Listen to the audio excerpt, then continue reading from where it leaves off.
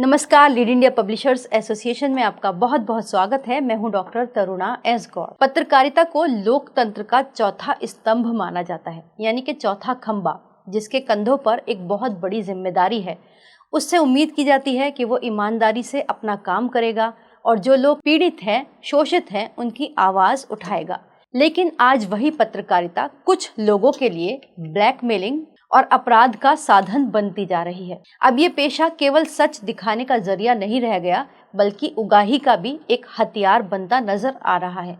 लेकिन एक बात सच ये भी है कि अपराधी किसी का भी भेष बनाकर आ सकते हैं। जब रावण माता सीता को हरण करने के लिए आया था, तब उसने साधु भेष अपनाया था। और दूसरी तरफ जब कालनेमी, जो कि एक राक्षस था, जब हनुमान जी संजीवनी बूटी लेने के लिए जा रहे थे, तो रास्ते में उसको रोकने के लिए कालनेमी राक्षस ने भी साधु का वेश बनाया था और राम राम करने के लिए बैठ गया था। आज कुछ ऐसा ही हाल है, पत्रकारिता में भी ऐसा ही नजर आ रहा है। कई लोग इस पेशे को इसीलिए चुन रहे हैं ताकि वो इसकी ताकत को, पत्रकारिता की ताकत को अपने लिए, अपने स्वार्थ के लिए यूज कर सके। हाल ही में नोएडा पुलिस ने अमर उजाला डिजिटल के पूर्व एंकर आदर्श झा और भारत 24 न्यूज चैनल की पूर्व एंकर शाजिया निसार को ब्लैकमेलिंग का रैकेट चलाने के आरोप में गिरफ्तार किया है। आप उनकी मांग सुनकर चौंक जाएंगे।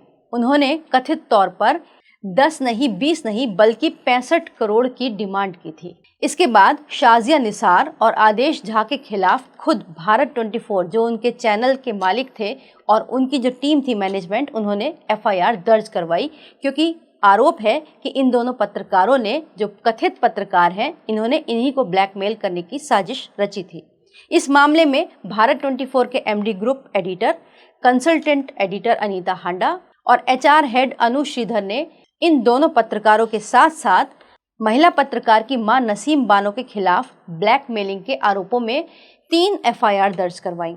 चैनल मैनेजमेंट ने आरोप लगाया कि इन दोनों पत्रकारों ने उन्हें कॉल करके धमकी दी कि अगर वो उनके मुंह मांगे पैसे उनको नहीं देते हैं, तो वो उनकी कुछ CD हैं, कुछ उनके पास डॉक्यूमेंट्स हैं, कुछ सबूत हैं, जो वो सार्वजनिक कर देंगे और इससे उनकी बदनामी होगी। ये सभी दस्तावेज यौन शोषण के आरोपों से जुड़े हुए थे। इसके बाद मैनेजमेंट ने FIR दर्ज करवाई और नोएडा सेक्टर 58 थाना पुलिस ने दोनों को 10 जून 2025 की सुबह गिरफ्तार कर लिया। इसके बाद उन्हें गौतम बुद्ध नगर की सिविल जज जूही आनंद की अदालत में पेश किया गया, जहां पर उन्हें 14 दिन की न्यायिक हिरासत के अंदर भेज दिया गया। यानी अब दोनों के दोनों 21 जून तक जुडिशियल कस्टडी के अंदर रहेंगे। इन पर मैनेजमेंट ने आरोप लगाया था कि शाजिया ने शुरुआत में 5 करोड़ रुपए की मांग की थी, लेकिन बाद में बढ़ते बढ़ते वो 65 करोड़ तक पहुंच गई।